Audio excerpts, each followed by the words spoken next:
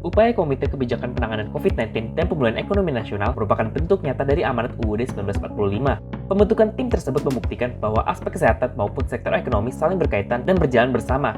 Pandangan yang seolah-olah melihat pemerintah mendahulukan perekonomian dibandingkan kesehatan sehingga terjadi pelonggaran PSBB adalah tidak benar sama sekali. Sejak Maret 2020, pemerintah melakukan langkah untuk memprioritaskan kesehatan dengan merelokasikan anggaran untuk sarana dan fasilitas kesehatan bagi tenaga medis, tenaga kesehatan, serta masyarakat langsung.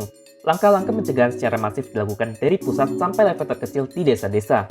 Jumlah laboratorium penanganan COVID-19 bertambah signifikan dari hanya satu laboratorium pada Maret, saat ini sudah lebih dari 100 laboratorium. Selain itu, pemerintah mengikuti standar WHO dalam melakukan pelonggaran PSBB. Standar WHO adalah jika angka reproduksi efektif di bawah 1 selama 14 hari, maka dapat dilakukan pelonggaran PSBB. Karena itu, pemerintah kemudian menyusun serangkaian adaptasi kebiasaan baru untuk memitigasi gelombang kedua serangan wabah COVID-19, sembari perlahan membuka kembali kegiatan ekonomi dengan protokol kesehatan yang ketat. Langkah-langkah tersebut dapat terlihat di industri, perkantoran, mal, dan tempat publik lainnya, diiringi dengan penegakan hukum yang tegas oleh aparat berwenang. Aktivitas ekonomi Indonesia akan semakin membaik dengan optimalisasi program pemulihan ekonomi nasional, dan hal itu ditandai dengan sejumlah indikator perekonomian yang menunjukkan tren perbaikan usai masa PSBB. Salah satu contoh nyata dari hasil pemulihan ekonomi yaitu surplus perdagangan pada bulan Agustus 2020 sebesar 2,3 miliar US dollar.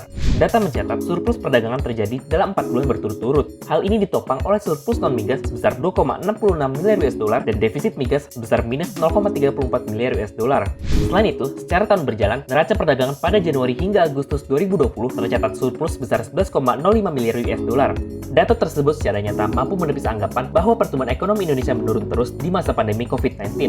Saat ini, masyarakat menaruh harapan besar atas keberhasilan pemerintah dalam mengendalikan dan menangani pandemi COVID-19. Oleh karena itu juga, pemerintah diharapkan bersikap lebih tegas dalam menindak pelanggar protokol kesehatan baik warga maupun pelaku usaha hingga perkantoran demi menekan lonjakan kasus penyebaran COVID-19 di ibu kota. Masyarakat memahami perlunya dilakukan pengendalian apapun dalam menangani wabah COVID-19.